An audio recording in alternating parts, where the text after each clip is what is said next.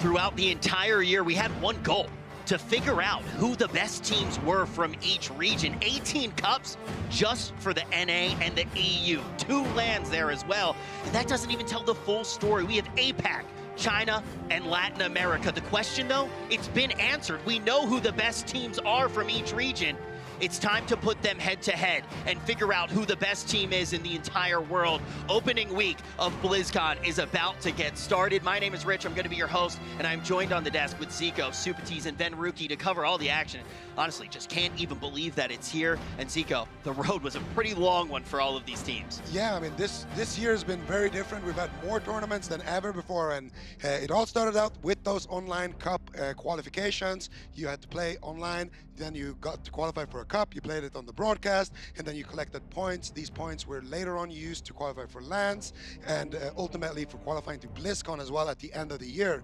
And you really just think about how different it probably was as a competitor to go through that many tournaments. And then on top of that, huge changes coming through in that final season. All of a sudden, we're playing on BFA, and we get to see all of these guys adapt here live, figuring out what the best answers are going to be to actually try to pull down that win. And Ben, one of the big things that we talk about before we even get into the details of each team is the fact that, you know, some of these guys may have secrets here. Yeah, there's no question about it. In a new expansion like BFA, especially with the way the gearing is now working, there is a lot to figure out for these teams. And they're keeping those secrets close to their chest because right now, right here, this is where it matters most. And we talk about how they did actually get here, Zico, and those points really are going to come into play, especially when we take a look at our bracket, how the teams actually do get seeded. And, you know, we talk about NA and EU. It really did go down to the wire, seeing who was going to get that first place for the North American region. We see some teams play spoiler at the very end, but Supatis, as we already alluded to, some people may not fully know what the other regions have to offer. Yeah, I mean, this is a global affair. It's no longer just the EU versus NA. We're bringing in LATAM with Team Unitas, the returning champions from that region, Pen and Paper, Cohesion, Dream from China, as well as Order from the APAC region. It's basically the entire world. It's best of the best. You're not going to see anything better than this year. Exactly, and that also doesn't even touch upon the fact that we already have 2 LAN champions here in this arena, and we have to talk about how different it is for them to qualify, and the first one to talk about is going to be Reformed. You look at the online cups, let's be honest, they weren't the most convincing team, but when they get to that first LAN of the year, Zico, they were monsters. Yeah, and Reformed was such an interesting team because they were the 4th seed coming out of Europe in spring, and they had to play a tiebreaker actually to qualify even for the LAN. But once they did get to that spring final LAN, they showed up big, didn't drop a single series, and basically crushed everybody with that jungle cleave. And then we didn't actually see them in the summer finals. They didn't qualify there because of their poor showings on LAN again, but now we have them here at BlizzCon again in that LAN environment, and they looked super confident when we were interviewing them earlier yesterday. And it was one of the first steps to starting to maybe crush NA dreams, right? We're ultimately going to see when we get to the second LAN, another EU team able to qualify, Method Black, one of the most dominant teams that we have seen. Ben Ruki, I mean, look, you've competed for quite some time. You've been on the desk for quite a few years. How long has it been since you've seen a team be this dominant? Well, you have Waz and Raikou. These guys have been playing together for ages, and then you bring on a very experienced healer like Chaz, can play all the different healers at a very high level, and then Swapsy, the 2-time BlizzCon champion, one of the best pickups they could possibly have, and it's really shown this year. They basically dominated all of Europe throughout Legion, and Battle for Azeroth, it's been a little bit different. I feel like they've been struggling a little bit to find their bearings, but they're still a monster of a team. You just read my mind. I think that's one of the biggest questions that we have to be asking. Is Battle for Azeroth going to potentially be the thing that throws some of these teams that have been dominant all year slightly off kilter here? Are we going to see that opening, and the teams that could really make these upsets, that could potentially hide secrets even better, Supatis, and you've gotten to cast over quite a lot of these matches, are going to be those squads from APAC, China, and Latin America? Yeah, the team from APAC are really the only team that are bringing hunter-based compositions, and a lot of the teams think that that is their weakness, is the hunter compositions, because you can attrition it and drag the fight out. But I think they may be holding some surprises and not really showing all of their cards. They're kind of maybe misleading their opponents into thinking that they're only a hunter team, and they could break out some more long game-oriented strategies, and that could just throw off Tempo Storm entirely. And as we take a peek at the schedule, it's kind of just going to be that little guide of which secrets are potentially going going to get revealed when. We're going to kick things off with Super Frogs. They're going to be going up against Unitas. And as you can see, it's really important to note, none of these teams are going to be getting eliminated today. We're going to see a full lineup. Everybody actually playing here today. We're going to get a taste of what they do have to bring here at BlizzCon, but they will all make it to the biggest stage of the year. They're going to make it from opening week to BlizzCon. But Zico, it's crucial to win today, even if you do have a bye, because you don't want to be entering that main stage in the lower portion of the bracket. Yeah, and in tournaments as well. Like I was talking to Waz backstage, and he was telling me that the momentum in tournaments is such a big thing. If you catch that momentum, you win the first game, you win the second game, all of a sudden you're just racking in those wins, and all of a sudden you can just take a tournament by storm. So you definitely want to put your best foot forward here, even if you don't get eliminated, and really just make a mark, and also just intimidate the other teams as well. I've actually been in that situation in 2014 and played in a tournament like this, ended up losing 0-3, and I had to sit on that loss for an entire week before getting to BlizzCon. And let me tell you, it is not good mentally to be in that spot. You want to have the momentum, like Zico was saying, which is very important. It's one of those things, too, that we see with this. There is a few days in between this and the actual main event at BlizzCon, and just kind of sitting there watching the VOD over and over again, being, oh, if I just did that one global, and all of a sudden we're entering as one. That is not something you want to let fester. It is crucial for these teams to try to grab that momentum.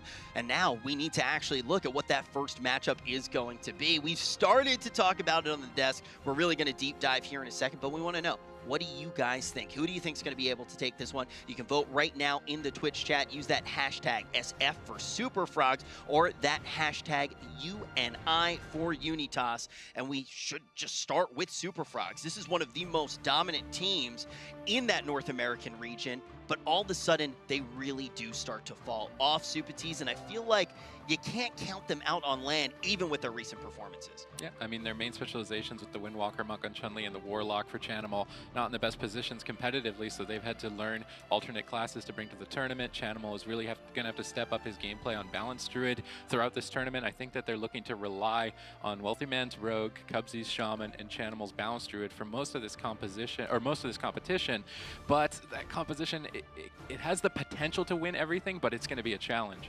You know, we're hearing it from you right now in Twitch chat. Who you think is going to be able to take our first series of BlizzCon? You've heard it from us at the desk, but that's not the whole picture. We need to hear from the players themselves. Let's hear what Super Frogs have to say.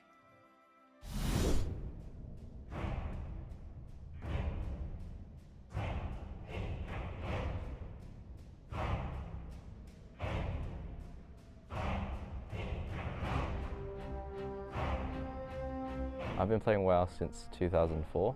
I like WoW because,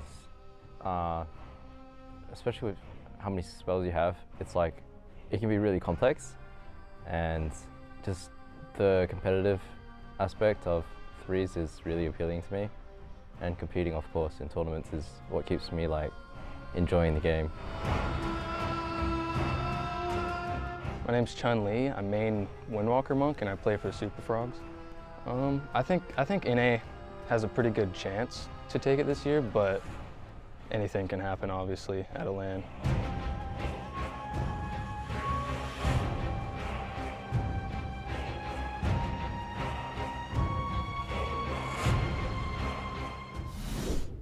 First game of BlizzCon, blind pick in the Grand Arena, and it is going to be the Super Frogs up against Unitas. Super Frogs managed to grab that last spot in North America. They have everything to prove, and Unitas manages to dominate their region, but how will they fare on the international, on the global stage? This is Shadow's first BlizzCon. You may recognize Unitas from last year. They had Rind and Shapus, a Resto Druid Warlock combo, but they've had to substitute in new players. Shadow, Aiden, and Josita, they've been playing on the North American ladder above 2,900, very high ratings. They've gone head-to-head with Super Frogs on that ladder, and they actually feel confident in this series. This could be a close one. It definitely can. Unitas leading with the Rogue Mage Paladin composition, the Fire Mage Assassination Rogue combo, very popular in North America right now. We'll have to see if they can get work done on to Super Frogs. Two Saps going to be going out early on, both healers getting CC'd, and it looks like Unitas wants to pull the trigger early on to Cubsy. Yeah, Wealthy Man really shutting down this initial assault quite effectively. immediately. Cubsy basically has to trade nothing as Super Frogs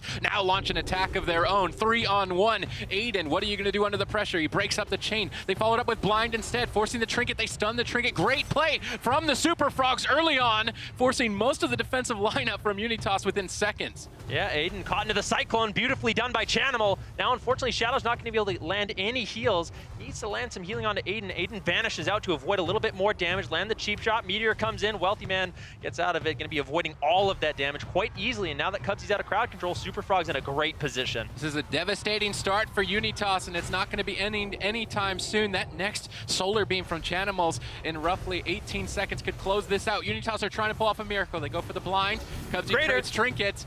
No greater pyro connects onto Wealthy Man. Hosita getting cloned. These Cyclones from Chanimal quite effective at breaking up the damage from Unitas. 6 more seconds away from that critical solar beam. It's going to be up to Shadow to carry the team. How is he going to trade? Aiden on the run in a good position. Out of line of sight of Chanimal. There's the solar beam combo. Dragon's Breath from Hosita, but he gets hexed by Cubsy. Great crowd control from the Super Frogs here, just desperately trying to end this match. That was a nice smoke bomb coming in from Aiden, denying the follow-up Cyclone from Chanimals, allowing Shadow to land some healing. Meteor once again lands onto Wealthy Man. Unfortunately, not going to be doing too much as he Shadow steps away. Kidney shot onto Hizita Jones. Chanimals landing some damage, but he should be just fine with the ultimate sacrifice coming in from Shadow. All right, Aiden and Shadow both down to 50% HP. The pressure is on, but they're staying in this fight. Now pulling a Gladiator's Medallion from Wealthy Man. Suddenly pressure in favor of Unitas. Wealthy Man is flailing. Shadow looking to take him out. Cubsy no longer in crowd control, playing it cool, calm, and collected. They're not overlapping any defensive cooldowns, playing it quite patiently there, and that's really what I would say the Super Frogs are known for. They are one of the most relaxed teams, even in high-pressure situations. They're just playing to have a good time, and they're staying relaxed, and that's exactly what they need in that situation. Pressure on Aiden. Shadow trades to deflect and now initiate an attack of their own. Hosita is locked down. Cubsy, Meteor connects. Well, that goes down, and Unitas take game number 1. I mean, let's go back to just a few short seconds ago. Unitas, you cannot have much scarier of a start than that, because any scarier than that, you're deleted. And they managed to hold on, come back, and not only just play out the game, but take the win. Yeah, I think Aiden just did a phenomenal job actually surviving and just outliving that pressure, because Unitas had a disastrous opener. They got a lot of crowd control.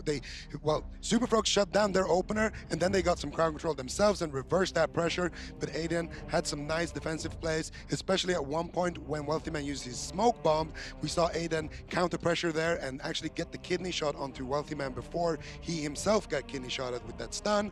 And we just saw them reverse that pressure and slowly but surely claw their way back. And when you play this Fire Mage composition as well, all you need is that one big setup with the Meteor to really take somebody down, and they executed it beautifully. I think that's the thing to really unpack here as well, because we've started to see it recently. Obviously, BFA is still going to be very new, but for anyone at home who's sitting there just going, okay, how exactly does this Fire Mage want to play? How does it find win conditions, Zico? Well, Hosita Jones was actually playing the Blastomaster build, which is essentially that if you triple Fire Blast somebody, you get a whole bunch of mastery, which increases the damage of your Ignite, and all you want to do really is get somebody isolated, Meteor him, get those Fire Blasts before the Meteor actually comes crashing down, and then you have that big instant burst essentially. And if you manage to get that with a crowd control on the healer, or if you do it on the healer, then you're going to be able to force out big cooldowns every single time. And Supati's on the other end. You know, we're going to be seeing Chanimal playing that Moonkin. Everybody knows how much you love to play the Moonkin. How does that comp actually find its own way to win against what we're seeing from Unitas? Well, the solar beam, the giant yellow laser from the sky that silences anyone standing it. It's a great crowd control to use on healers. So Shadow that game is looking to try and preemptively read that crowd control and use Hand of Freedom on himself so he can be immune to roots, get out of that silence right away and start healing his team. Despite a really terrible opener for Unitas, and Zico already said it, they were able to pull themselves together quite quickly, and that is very impressive for Shadow's first BlizzCon. Usually a start of that on a game would just snowball into defeat, but they were able to pull back from what should have maybe cost them the game and pull off a victory. It's quite impressive. I mean, let's remember how bad that opener actually did look. I mean, every single defensive cooldown's traded out. It doesn't seem like they're going to be able to get out any pressure, and all of a sudden you sit there and you look and you go, wait, did Wealthy Man already start to wait, he doesn't have any defensive cooldowns either. They slowly just clawed their way back into it when it looked like they were completely down and out. I mean, you talk about the war of attrition. It seemed like it just ended there, and all of a sudden a win condition still going to pop up. Now, then, we talked about secrets potentially being the theme of opening week.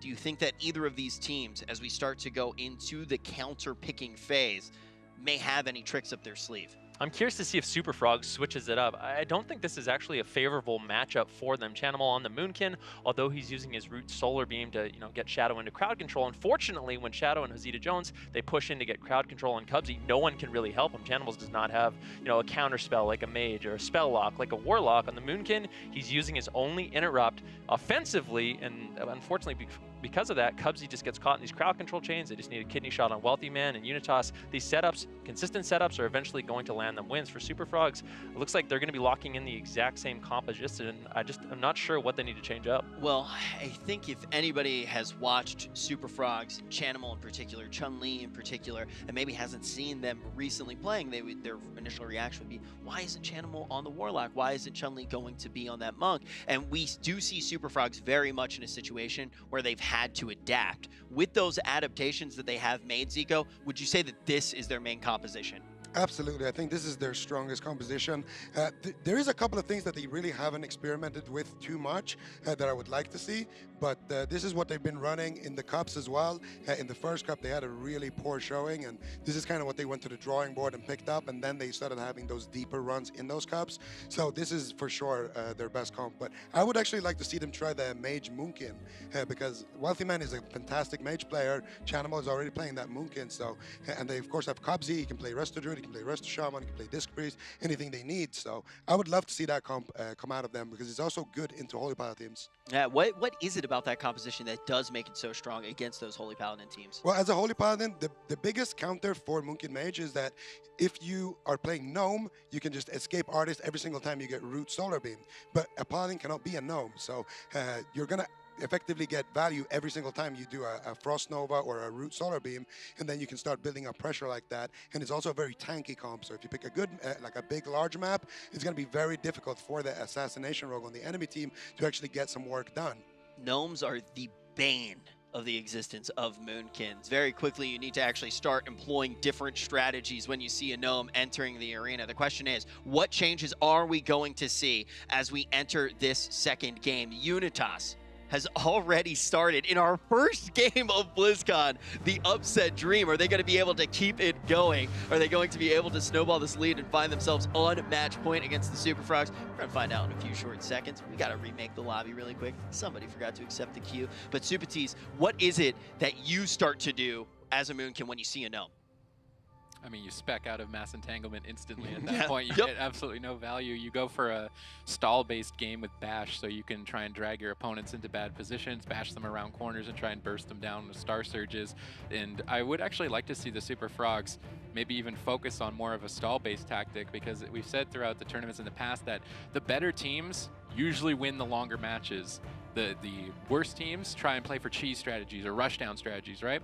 So if Super Frogs play a stall-based composition like Zico suggested with the Mage and the Moonkin, you've got both Polymorph and Cyclone to just stall the game out until the other team makes a mistake, immediately capitalize on it and end the match. I think that is a strength that the Super Frogs should employ throughout this series, should this next map pick backfire on them. That's really important, because then this was kind of something that we talked about. You know, we're looking at all the teams, we're looking at the field of play, we're looking at what we've seen in the game so far.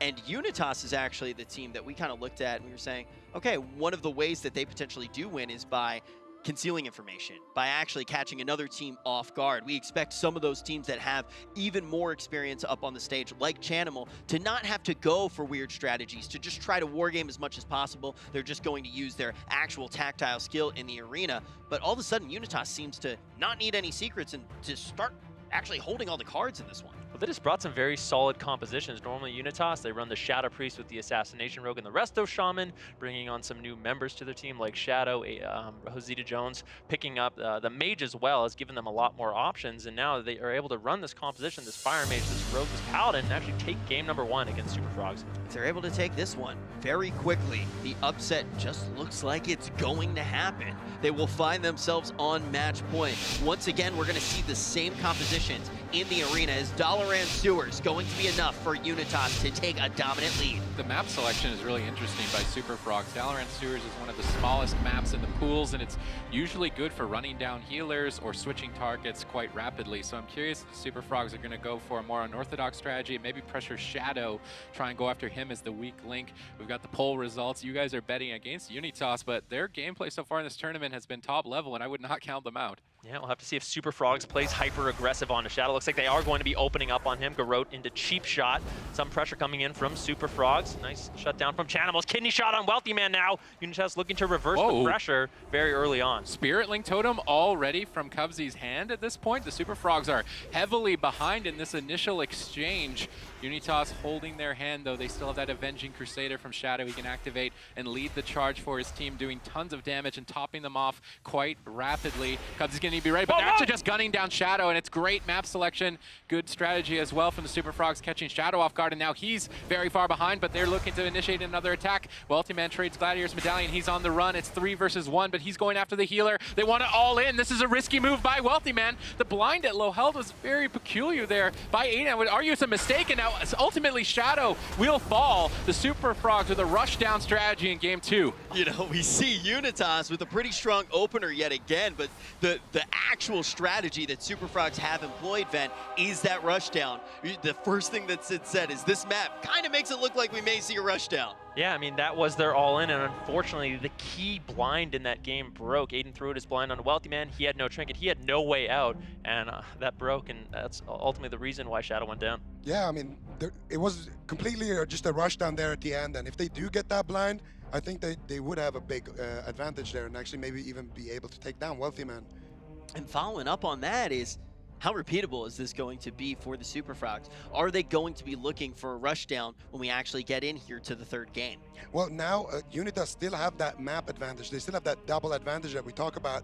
If you win the blind pick, well, if you lose the blind pick, you get to actually pick your composition and your map after the other teams. So you get the big advantage there, and now Unitas is going to have that advantage, and this is mainly because of the small map. So I think that Unitas is going to pick a larger map. They're not going to be able to, Super Frogs are not going to be able to rush down Shadow as easily, and then maybe Unitas can bring it to 2-1.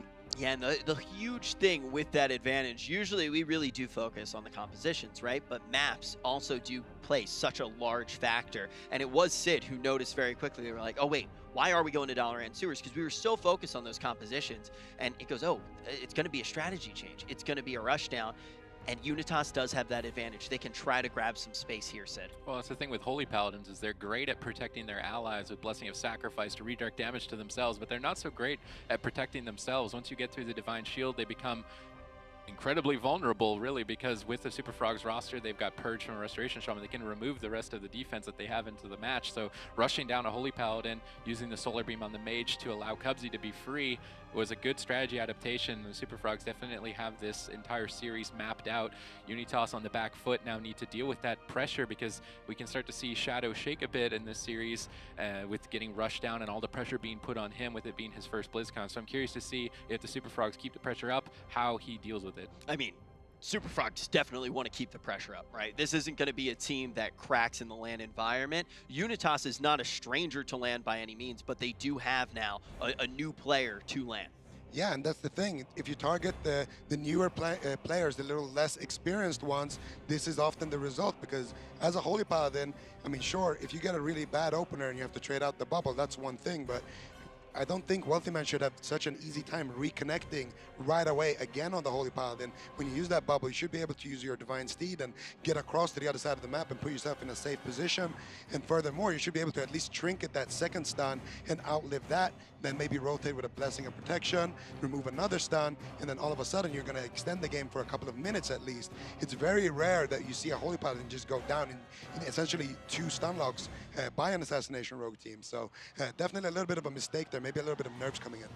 Yeah, I believe he's actually playing the Dark Iron Dwarf. So what happened in that game is he traded out his Fireblood racial, removed all of the bleeds, all of the poisons, all of the magic effects, and that puts his trinket on a timer. So after that, doesn't have his Fireblood, gets caught into a stun, forced out to kidney, and then still for a short window, he doesn't have his forbearance is up, so unfortunately no blessing and protection is going to be used, as well as he's not going to have his trinket available.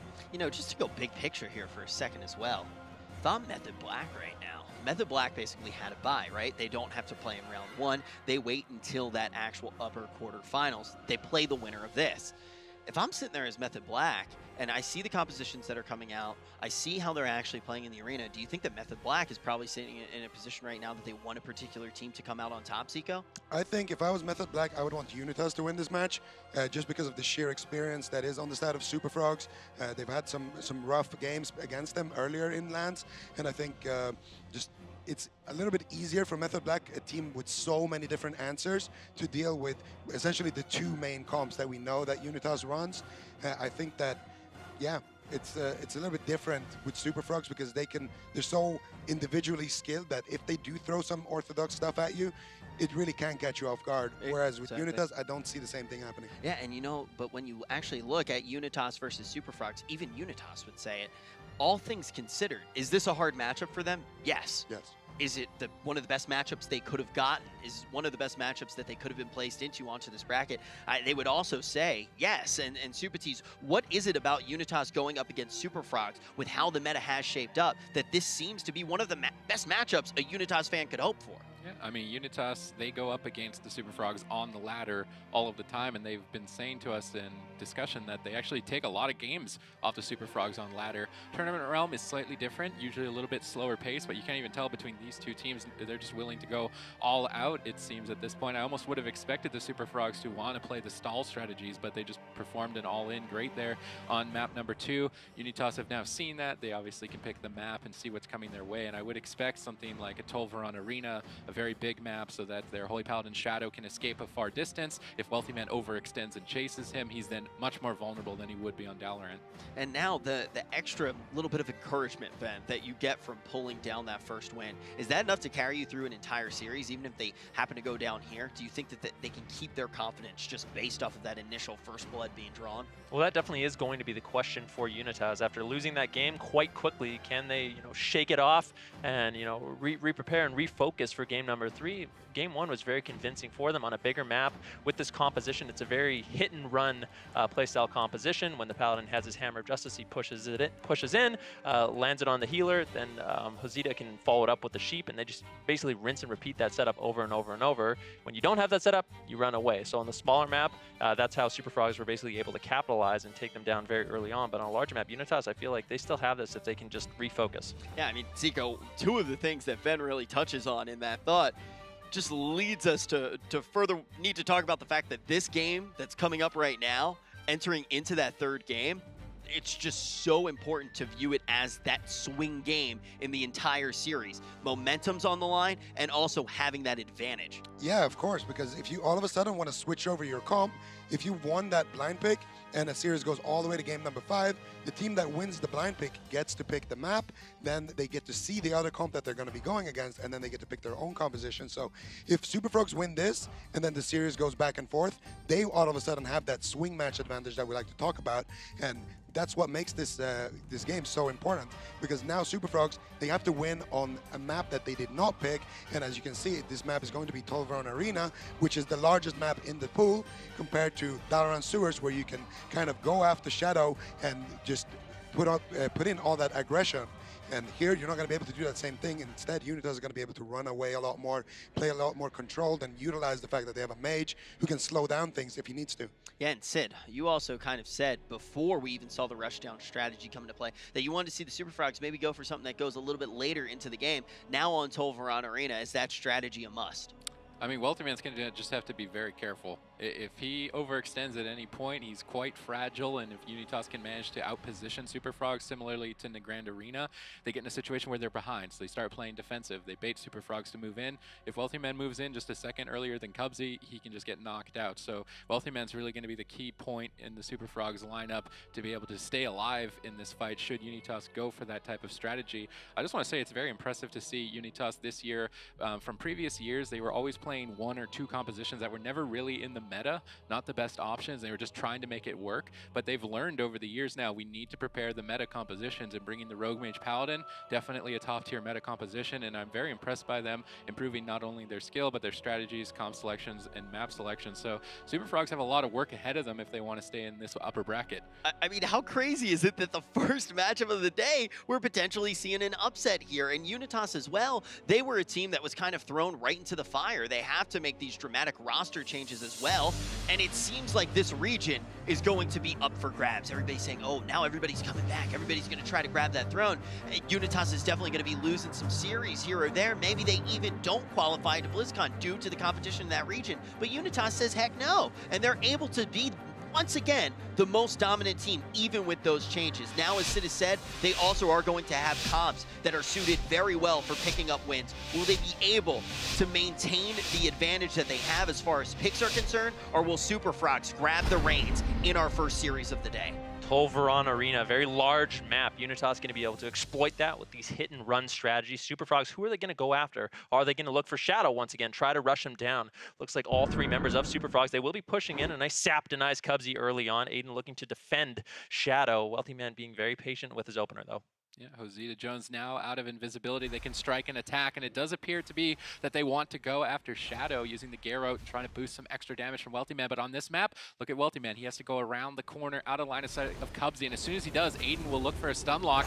Aiden baiting Wealthy Man out of line of sight. Curious to see if they want to initiate anytime soon. Doesn't appear to be the case. They don't want to counter-engage. Aiden now caught into a stun. No crowd control on Shadow. He opts to trade a Blessing of Protection early on to break that stun lock. Aiden moving forward. Unitas playing it a bit slow though at the start, now initiating with the blind, getting cycloned. Great timing by Chanimal. Super Frog's strategy was way too obvious there. They went for the early blind onto Shadow, tried to bait out his trinket so they could rush him down once again. Unfortunately for them, they had already triple sapped Shadow, so he could easily sit that blind without worrying about any follow-up crowd control whatsoever. Trades out the Blessing of Sacrifice for the Vendetta of Wealthy Man. Honestly, I think Unitas had a very good trade early on. All right, Shadow trading that Fire Blood to get out of that Solar Beam silence, but overlapped cooldown-wise with Aiden's Cloak of Shadows.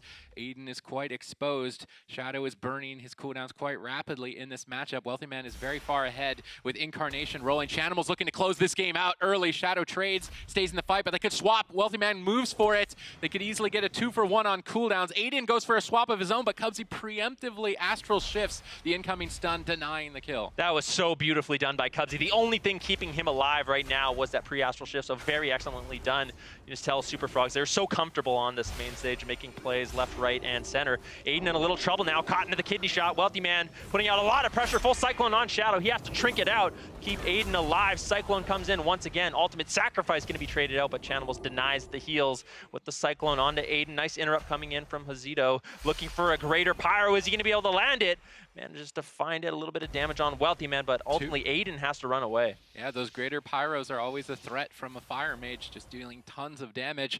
Josita Jones caught into a Hex at the moment as Super Frogs are just trying to stall out the game and look for another opportunity with that Solar Beam. It's available. Wealthy Man's got 5 more seconds on that Vendetta. They want to close this game in the next kidney shot. There it is onto Aiden. No commitment just yet. Vendetta now available. Chanimal can't get in line of sight. Great positioning from Shadow and Aiden defensively to bait Wealthy Man around the corner, now trying to gun him down. Chanimal moves into position to try and protect him, but a smoke bomb from Aiden denies support. Nice counter spell. Wealthy Man breaks it up with a kick, but Shadow keeps the chain going.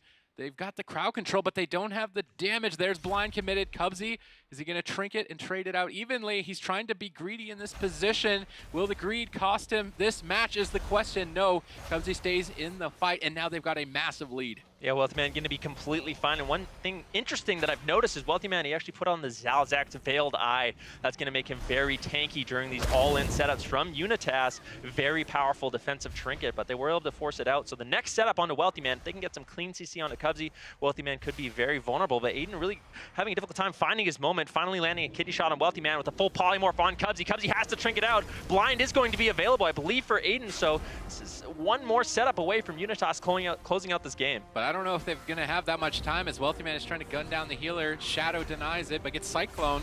Good cyclones from Chanimal throughout this match, stalling the game out and denying any sort of counter pressure.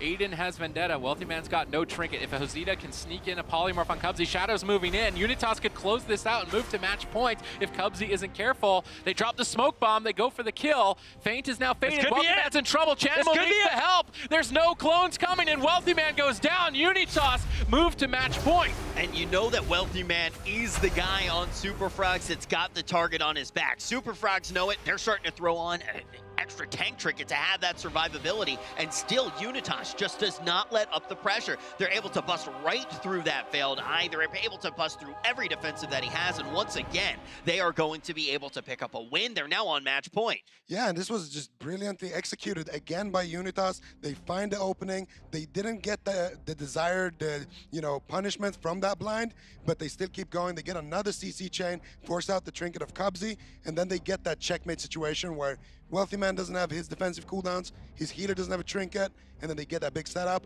and they manage to take him down. Cleanly done. And I really got to comment on Unitas' composition pick here, because they know what they're going up against, and it's a really, really good counter pick because of that Holy Paladin versus Assassination Rogue matchup. And normally we see these guys run the Shadow Priest Shaman Rogue, but not here. They're going to pick up the Holy Paladin. They're going to get off the Shadow Priest and Josito Jones. He's looking great on that Fire Mage too. This is just, I can't stop looking at the bracket. I keep looking at the bracket, and all of a sudden we're starting to see the day shift, and it's the first matchup of the day. This is a huge upset. If you don't typically watch World of Warcraft esports, if you don't typically actually get to see things go down at BlizzCon, well, a lot of the times we see NA and EU coming out on top, looking really strong in these opening days. We were talking about some of the other regions. I mean, China hasn't won a series at BlizzCon in quite a few years, or at least 5 years. And to see Unitas, after they have that switch up on their team, to be able to take games off of Super Frogs, looking like they're going to be able to take the whole series, it's massive. Well, you can tell just how happy they are seeing them on stage, but this really answers a question for us on the desk. With Shadow, I mean, this is his first BlizzCon. That second game, he went down very early on, but it looked like they were able to shake off that loss, refocus up like we kind of talked about, and it seems like they're playing at a very expert level. It goes a step further, too. The entire year, we've seen new people starting to rise up in the scene, actually come in, and we talk about Reformed as well, right? And you go, oh, okay, we got some new kids on the block. They're going to have LAN jitters. It's going to be really tough for them to be able to beat a team that's been playing LAN for 10 years.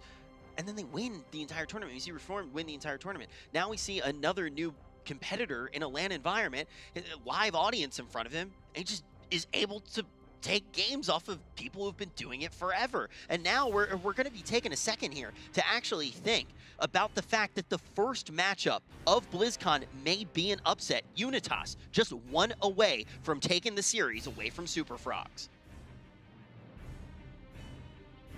The 2018 World of Warcraft Arena World Championship is brought to you in part by Republic of Gamers, Corsair, T-Mobile, Samsung SSD, and NVIDIA.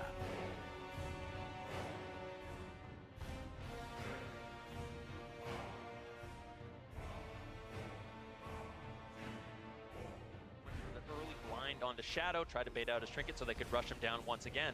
Unfortunately for them, they had already triple sapped Shadow, so he could easily sit that blind without worrying about any follow-up crowd control whatsoever. Trades out the blessing of sacrifice for the vendetta of Wealthy Man. Honestly, I think Unitas had a very good trade early on. All right, Shadow trading that Fire Blood to get out of that Solar Beam silence, but overlapped cooldown-wise with Aiden's Cloak of Shadows.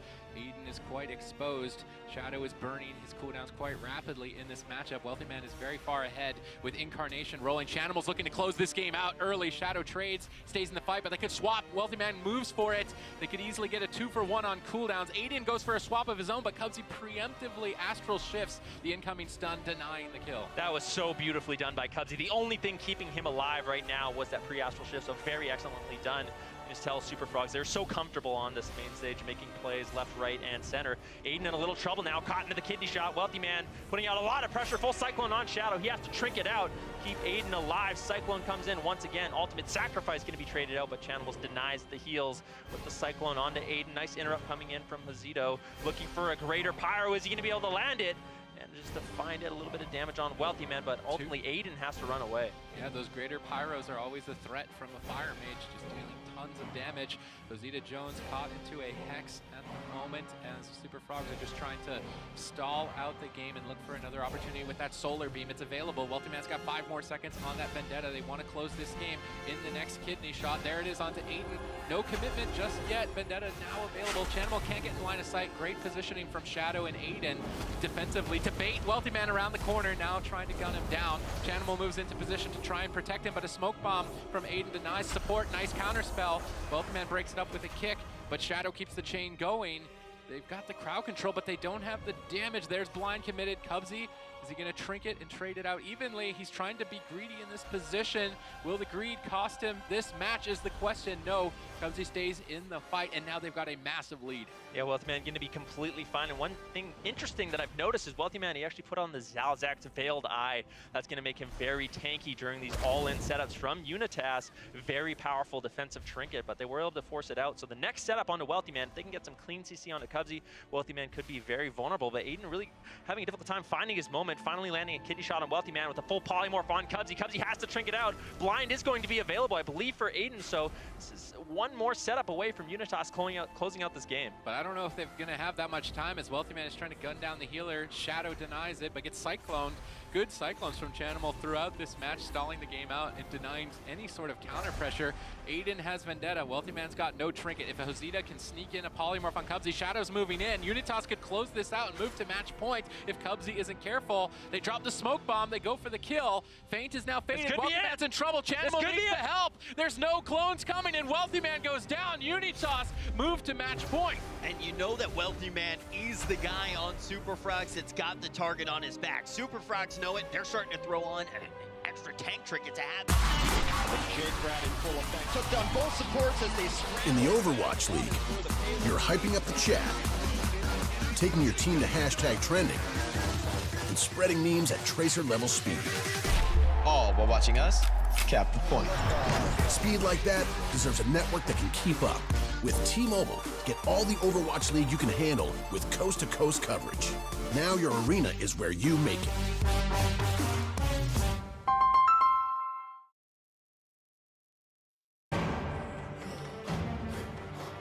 Now we're once again in a situation where we are seeing the young guys potentially grabbing the reins here. It's been a theme throughout the entirety of this year that we just see teams that we expect to potentially crack under the pressure of a LAN environment rising to the occasion and able to pick up wins against veterans time and time again.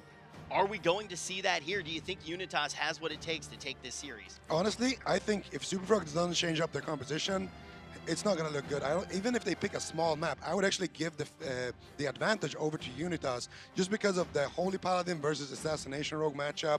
The Fire Mage, if he's not under a threat of just being trained and kind of having two melees who are abusing the fact that they can't kite as well as a Frost Mage or an Arcane Mage, I think they're just going to be able to run over the series 3-1 and just go and face Method Black. I mean, that's the thing too.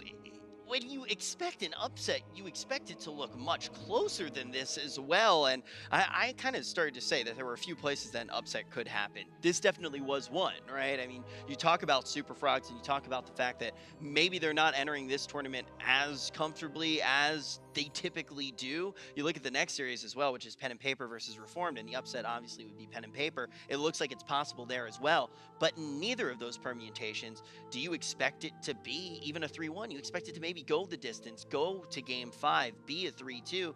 And now, Sid, I got to ask you as well, do you think that Unitas closes it out here?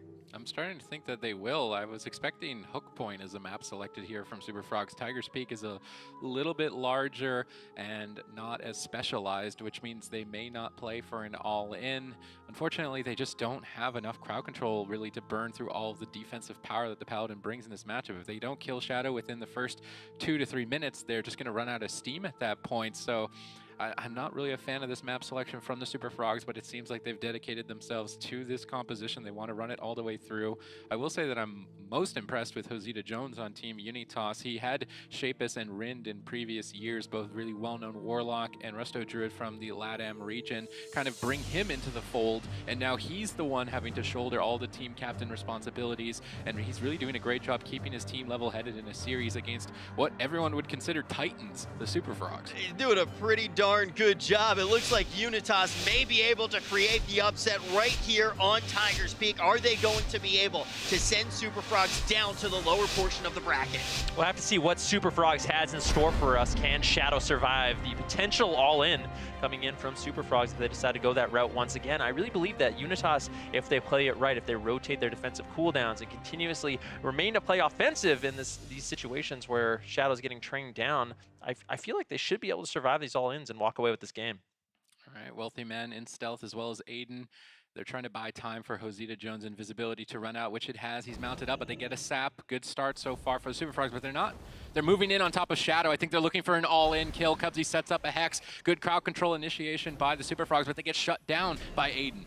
Yeah, nicely done by Aiden. Gets a cheap shot on Wealthy Man, Garrode onto Channelmus, but Wealthy Man reconnects. Kidney shot on Shadow. He has his damage reduction up right now. Can they find the burst to push through? So it looks like Shadow's going to be able to easily walk away with this. Managed to get the Divine Steed, Hammer of Justice on Cubsy. Shadow survives. This is looking like a much different game than on Dalaran Sewers. Ooh, Josita Jones, the Ring of Frost was 1 second away, but they follow it up. Great crowd control. Wealthy Man preemptively activating defensive cooldowns. Overlapped slightly with Cubsy's lineup, so there's a bit of shakiness to the Super Frogs in terms of defense. And as a rogue mage team, if you see any sign of weakness, you're going to pounce on that right away. Super Frog still just gunning down for a Paladin kill in this matchup. Huge Star Surges get Divine Shield from Shadow almost immediately. If Super Frogs can stay alive to another Incarnation lineup, they're likely to pull off victory here. Aiden under fire as well. Good pressure from the Super Frogs. Yeah, Chanimal still putting out a lot of pressure onto Shadow. Can he survive? The Avenging Rat's going to be traded out. He's trying to keep himself alive with these melee attacks, ultimately having to kite away. Shadow caught into the full kidney shot. Trinkets out,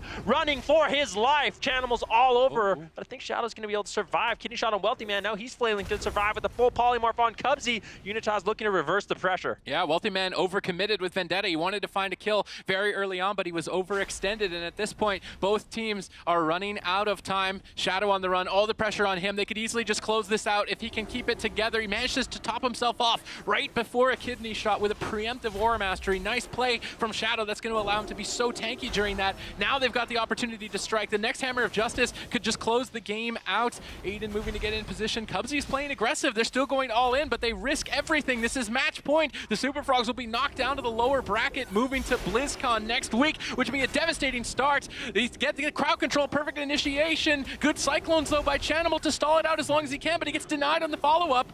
Wealthy Man on the run. How much longer? He's trying to get counter pressure at the same time. Wealthy Man stays alive during that critical moment thanks to Chanimal's backup. Very nicely done by Chanimals with the Cyclone still landing more. There's a kidney shot on Shadow once again. He needs to be able to get the Blessing of Protection off early on when Cubsy's not in line of sight. He can get the Blessing of Protection off. No one can remove that. That will keep him alive, but if Cubsy's there, he can get the purges. Shadow's going to be in a lot of trouble. Yeah, Shadow on the run, but he's doing a good job under pressure, even with Cubsy on his back, landing these wind shears. Shadow, though, moves back in line of sight. Wealthy Man Shadow steps, Lava Burst from Cubsy. Everybody on Super Frogs wants to take Shadow down here and now, but they have overextended quite overhandedly. We see as Cubsy is caught in crowd control, but no follow-up. Josita looking for polymorphs, gets denied by Cubsy. Good presence of mind. They need to keep breaking up those polymorphs. Ring of Frost, he dispels and moves out. Good awareness by Cubsy here. Under pressure as they need to get a kill soon. Will they be able to? Cubsy ducks around the corner, but Hammer of Justice connects. He's seconds away from being able to trinket. Full polymorph secured. Wealthy Man preemptively reads the situation. Perfect play from Wealthy Man here to read that situation, but it's not even enough. Spearling Totem from Cubsy is forced as well, and this is still an even fight. Yeah, Wealthy Man trades out the trinket. Cubsy as well. Spirit Link. Super Frogs running on basically nothing at this point. On fumes. Cubsy gets caught into the full blind. Wealthy Man still in a lot of trouble. Manages to land the kidney shot, remaining offensive here onto Unitas. Really putting the pressure pressure onto Shadow. He has his trinket back up. He still has a Blessing of Protection. Unitas should be very good defensively. And Super Frogs, they basically used everything in that last exchange. Chanimal has Incarnation in 11 more seconds. If they don't get a kill with that, I don't think they're going to get a kill ever. Chanimal knows that. He's just on his back. Cubsy's trying to move in. Wealthy Man Shadow steps in, but the kidney shot had diminishing return. A critical error by Wealthy Man. That's going to put them heavily behind. Crowd control is secured by Josita. They need to stop these Cyclones. Chanimal gets one. He needs to get another. Will he get denied? He's not getting denied. These Cyclones are critical. Perfect play from Chanimal despite them falling behind once again. Yeah, very important that Josito, he has his counter spell available for those Cyclones, like you're saying, Sid. If Chanimals is able to free cast those Cyclones, he can slow down Unitas enough, giving Wealthy Man enough time to run away, get the Feint, use his defensives, and ultimately stay alive from these all-in. Ooh, a swap! Whoa! On Aiden Chanimal just snipes him out. That is Chanimal, ladies and gentlemen. Hello and welcome. We're going to game number 5. Sid, you said maybe when he pushed that in-card button, he was going to be able to find a kill. It was do or die there. He's able to do it, but how do you find a kill like that, Zico? Well, it just comes down to the fact that he had Incarnation and Aiden was caught up in the middle of the map. Shadow, obviously, he still had some cooldowns to use there, but he didn't see it coming. And honestly, that's the scary thing about Moonkins right now. We're going to be seeing kills like that in this tournament because of the Lively Spirit trait for Moonkins, which is basically you give a healer Innervate, and then when he uses a bunch of spells, you get a stacking intellect buff. Combine that with the Incarnation, 25% extra damage, and you're going to be seeing instant star charges for 70,000 crits, and they're going to just chunk people down like that. You have to react immediately when you see that Incarnation. Yeah, Supatis, is that really becoming the most popular way to play Moonkin right now? I think when you're playing with a rogue, bringing in more burst on top of burst with a burst comp is probably a good move there. So yeah, Chanimal definitely studying up on his Balance Druid. Normally you would see the Balance Druids going for consistent damage, maybe something with Laser Matrix in a much slower paced game, but he's going all in playing with a rogue. He knows that's their only way to victory is finding these all-ins to try and cut down all the cooldowns from Team Unitas, and they managed to pull off a win, but there were mistakes throughout that game by Super Frogs, and they're starting to croak a little bit here in that game. So moving to game 5, now that map selection is in favor, we would go to Ashamane's Fall, a very large map. If Wealthy Man is making these same errors on a bigger map, Unitas close this out. So this is probably a very unexpected. I didn't expect this to be so evenly matched, but Unitas, LATAM have stepped up to another level this year. Yeah, and it's funny that you mentioned that because I was thinking the same thing. During that match, I was like, yeah, well, Super Frogs are most likely going to lose here. They were in a very, very, dire situation at the end of that one because Cubsy had to trinket a polymorph before the blind once again, like we saw in the previous games. And once you make that... once you're forced in that situation, you basically are on a timer. Once that blind comes up for the rogue, you are going to be sitting in a guaranteed blind sap or blind polymorph, Hammer of Justice, really, really long crowd control chain. And it's going to be almost impossible for Wealthy Man to survive something like that. So the Unitas definitely had that game in the bag still. If I have one criticism in that match, it's of Josito. I mean, he's been doing a great job, but he needs to make sure he has Dragon's Breath or Counterspell available for Chanimals when they're doing these setups. If they cannot shut down Chanimals, he's going to be able to spam out the Cyclones, and that is enough to keep Wealthy Man alive. So really looking for that play in game number 5. So all around on the desk, you guys seeing some improvements that could come out on each side. But I think the really important thing to note is, yes, we are tied up. We're going to a game 5 in our first series of the day, and it doesn't tell the full story. Is this a series that you feel like has been evenly matched? Has it been tied, or is there one team that has kind of looked a cut above? I actually think Unitas is that team, and that's mainly because of the composition. I think Super Frogs overall have been playing a little bit cleaner. They've had a better, more obvious from a spectator's point of view, game strategy. But Unitas, they've just had a better comp, and they don't need to execute on it 100%. But if they're in the 80-85% execution range there, they're going to be good enough, and they're going to be able to take down the win. I mean, both of Super Frogs' wins are essentially mistakes on the side of Unitas where they could have survived. I think in the first match on Dalaran, Shadow should have survived. And once again here, Aiden should have gotten a Blessing of Sacrifice, a quicker reaction out of Shadow, or Aiden would have resulted in them surviving there, and they had the win in the bag still. They had that big win condition, just basically waiting for it to come off cooldown. So I still think if Unitas didn't tilt off of that win, they should still have this. Now, when we were in the first game, We talk about how big that win is for Unitas, because when we get to Game 5, as long as they don't let up the reins, they're going to be able to pick the map. And we have seen this one go back and forth and back and forth. Unitas has the advantage here with pick. They could have tried to counter-comp there because they had all the information that they had, but they do seem to have the number as far as compositions are concerned. But why pick Ashmane's Fall here? Well, I think the larger map, Ashmane's Fall. I mean, if we take a look at the history of this matchup, they won in the Grand Arena, they won on Tolvaron. Ashmane's Fall, the most logical decision after losing on Tiger's Peak and Dalaran Sewers. So they just want to continue this strategy, but this map allows for Shadow a little bit more room to kite away, and unfortunately for SuperFrogs, they're not going to be able to continue that pressure and just sort of train down the Paladin, because that was their main strategy throughout the game. I think it's important that you stay calm so you're not overlapping the cooldowns, but you also need to just stay ahead of the game, because everyone was expecting Shadow to be the kill target in that last matchup. And I'm not sure if maybe he wasn't expecting a swap, so he just protected himself. He huddled around the corner, but then Aiden was left and exposed. And as a healer, that's your responsibility. You have to know what is the priority targets here, who has a trinket, who doesn't, and keep track of all of those things. And I really like what SuperFrogs did with making that swap. They made Shadow feel how all the pressure. He's just thinking, what's the next thing to keep me alive? What's the next thing to keep me alive as a healer under that much pressure? And as soon as they put him in that position, they just immediately snapped onto a different target and saw an alternate win condition. If they didn't do that, I think they were going to lose the match. So really, it's up to Shadow. It's his first BlizzCon. He's got Josita Jones with all the LAN experience from the past with Rendon Shapis to hold him together. And let's see if they can pull it off here on Ashmane's Fall. Yeah, that's really why you can never count SuperFrogs out. These guys are freestylers. You can't expect anything from them in these matchups except to play at a very high level. They can take advantage of anyone at any time, and it really shows in these games. And now a Game 5. We got SuperFrogs from NA, Unitas from Latin America. Who is going to be able to take that first series to kick off opening week from BlizzCon? Unitas is starting to make it look like maybe it shouldn't have even been considered an upset with how well they have been playing. Just one map standing in their way to play against Method Black. If SuperFrogs is able to take this, they're going to have to go against one of the toughest teams in the world. Who is going to find the win? All right, SuperFrogs, Unitas, head-to-head, game number 5. Who would have guessed it? LATAM have stepped up to an entirely another level in this tournament. They could be a threat even for Method Black should they take victory. Everything rides on Chanimal's shoulders. He needs to keep his team alive through the onslaught, and he needs to lead the charge to get the kill. Will MVP Chanimal be enough for the SuperFrogs to find victory? Yeah, SuperFrog's moment really is the incarnation from Chanimal's with the Lively Spirit traits that he's using, the Azurite traits. That's going to empower his damage to a whole new level, and they will get defensives from Unitas or ultimately land a kill. Kidney shot on Cubsy, interrupt on Chanimal's, all into Cubsy. A lot of pressure very early on, but Wealthy Man denies with a nice set of cheap shots. Unitas going for an all-in strategy, trying to throw the SuperFrogs off guard with that choice on this large map, but they don't get the surprise kill. Now they're retreating away, looking to try and figure out a different plan at this point. They left Josita Jones behind in those Cyclones. I'm curious if Wealthy Man is going to switch back. I think it's unlikely. Shadow has to be their priority target.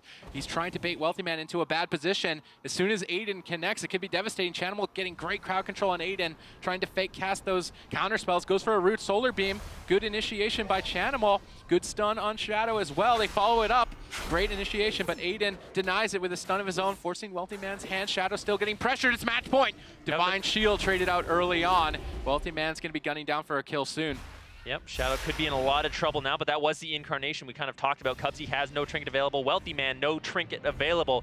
Unitas, they need one clean setup to close out this game. They just need to make sure they're shutting down Chanimal Cyclones. They can get that out of the equation, then they can easily take down Wealthy Man. Yeah, at this point, but with Wealthy Man having no trinket, he's an open target. This could just close out in the next kidney shot for the SuperFrogs, and they could be going down to the lower bracket. They initiate cross crowd control. Shadow's in trouble. Once again on the run. Everything is on Shadow to stay alive in this matchup.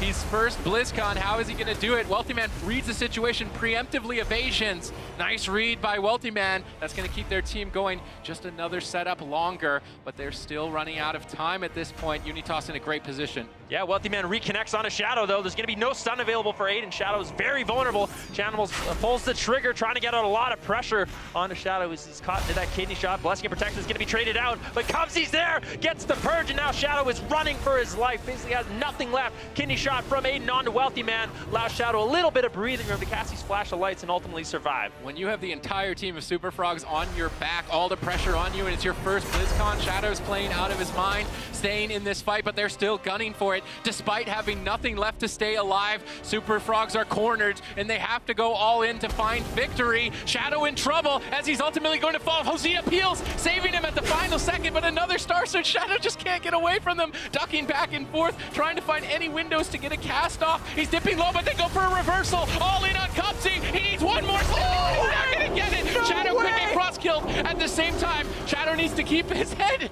He's going to do it. He stays alive. They managed to pull it off.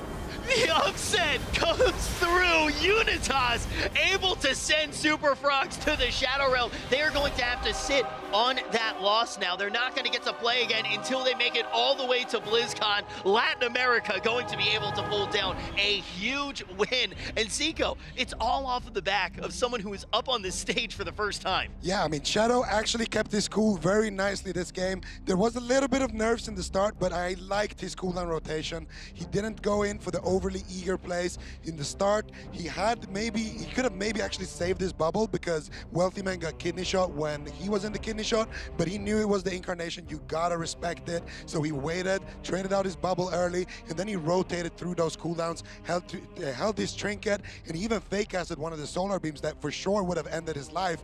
I really gotta give it up for Shadow. He stepped up big time when it mattered in game number 5 against the team with a BlizzCon champion on it. On top of that, though, Ven, we see the team synergy as well, right? I mean, Shadow wouldn't have been able to play out of his mind very long if that peel didn't come in from Josito Jones. Yeah, Josito, Aiden doing a phenomenal job. And one of the things I like about this composition that they're running is it is tailored to sort of beat the composition they're known for, the Shadow Priest Rogue Shaman. The Boomkin Rogue Shaman is very similar, so they know the strategies they need to implement, and they did it well. Man, I'm looking at you get so excited for that Cinderella story starting to come true, and then it's like, oh, man, they have a tough matchup next. They got to play against Method Black. But I'm excited to see what Unitas can do. I feel like this is one of those teams, one of those dark horse teams that can potentially go for a deep run. Potentially, even if they go to the lower portion of the bracket, find some wins because they just did it against Super Frogs. What do you think this says about the Super Frogs, though, Supatees?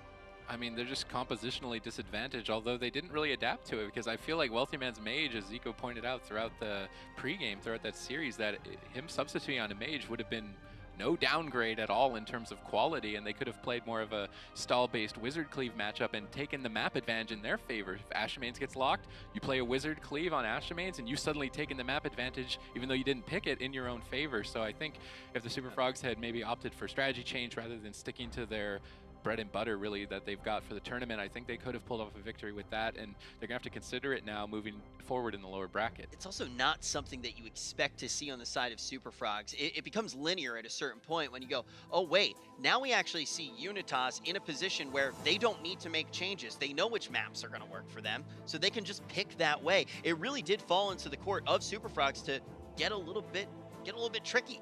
Yeah, and I mean, it comes down to that swing match that we talked about as well. Had they won that game number 3, they wouldn't have to play that last game on Ashamane's Fall, which is a large reason to why Shadows was able to survive, because you could switch from one pillar, go all across the map to the other side, and then it's very difficult for Wealthy Man to actually cross that same map and get back on his target. He's going to be slowed by Aiden. He's going to have he's going to get stunned. He's going to have to line of sight his healer.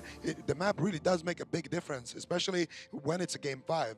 And we need to take a look right now at some of those key moments as to why we see Unitas being able to take full advantage of the fact that they had that map 1 victory. Yeah, and it just comes down to this big swap right here. I mean, we just see Shadow, he is in a dire situation, and Cubsy, he's gonna have his trinket back up very soon as well. So at this point in time, you just have to pull the trigger, and this is the most important thing. If you look at Chanimal's frame over there, you're gonna see that he is counterspelled. Chanimal really is going to be like the goalkeeper, like how we refer to it, and it's his job to shut down the offense here, but he can't because of that beautifully timed counterspell by Josito Jones. Josito Jones has that combustion ready, and slightly before Cubsy's trinket, and all of a sudden, all that aggression from Super Frogs, just backfires, because you see Cubsy has to trinket the blind, Wealthy Man has to trinket a stun as well to stay alive, and that's because of how offensive they're playing. They're just trading their cooldowns to stay aggressive on the Holy Paladin.